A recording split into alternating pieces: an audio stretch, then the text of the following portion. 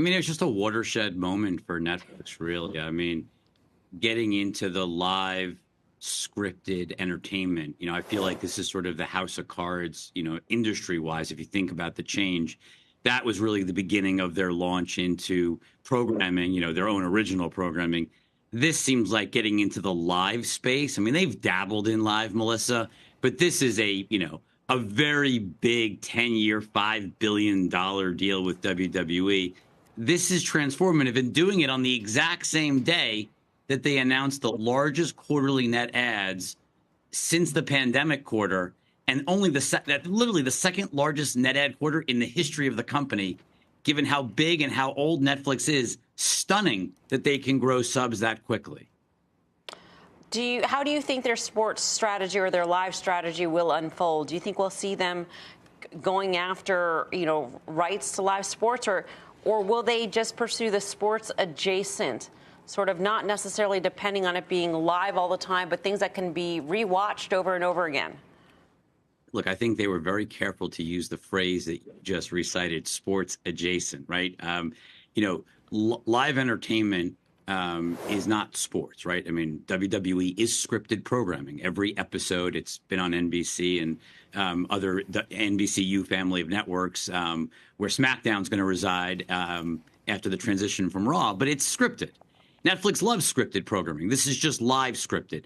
Now, I wouldn't be naive enough to believe that there isn't a future in sports. They've been testing with things like tennis and golf, their own sort of created events. Do I think long term, meaning over the next 10 plus years, could I see Netflix getting into the sports arena in a bigger way? Sure. But I think they were very careful. This is not about sports. This is about getting into or expanding from scripted into live scripted. And that's as far as they're going. Do I think we'll be talking about in 5 to 10 years moving into sports, like true live sports? I'm sure. But that is not what's happening. And I would be surprised to see them move too quickly into sports. I think crawl, walk, run, they're on that process and on that, continuation of growing into it. Hey, Rich, it's Tim. You teed up in your notes the impact of generative AI and whether it's on the content creation process. Frankly, for a company that continues to grow their free cash flow model, think about this also, maybe phrase it in your analyst chair and what this means in terms of both income statement and how you view this company in a cycle where I think there are going to be a lot of upgrades coming, obviously, off these numbers, but because of some of the dynamics around how they can be more profitable than ever. Well, look, the obvious area that seems to jump out at me is animation. They just had I think their most successful animated movie in history called Leo. They talked on the call, answering one of our questions about there being a Leo sequels being kicked around now. I have to believe when you think about the storyboarding and, you know how long it takes, Tim, to make animated movies. It's 3 to 4 years. It's a brutal process.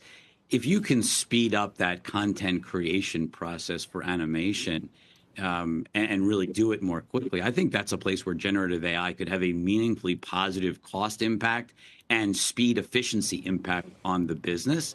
And so I think that's notable. How it reduces cost in the broader business, I mean, I don't expect storytellers to go away anytime soon. But I am curious that they didn't really, talk to generative AI, but I think it'll be interesting how generative AI impacts them beyond animation. I think that's the obvious starting point.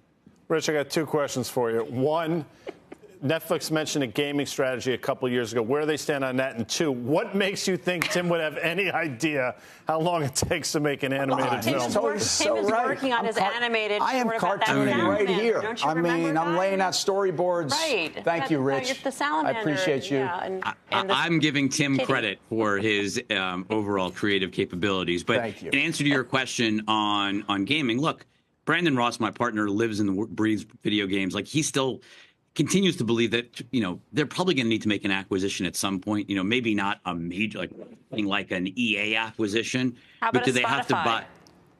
Well, that's well beyond gaming. I mean, look, Ted Sarandos, co-CEO of Netflix, sits on the Spotify board. I'd be surprised.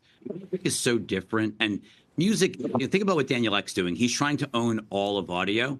I think very similar, Netflix is trying to own all of video. And yes, all of video, ultimately, Melissa, is your question of sports. I don't think they're there yet. I think they have to grow and get bigger. And the advertising business has to be much bigger to justify sports. That is the piece that is growing rapidly. And there's a major event happening in the next few days that your viewers should be paying attention to. T-Mobile, everyone who's on the T-Mobile Netflix on Us is going to convert to the ad plan. So there's going to be a huge surge in advertising subscribers. Netflix talked about they may not even be able to fill that demand immediately, inventory, because it's going to take time. But that's going to be a very big tailwind for the Netflix ad business as you move through Q1.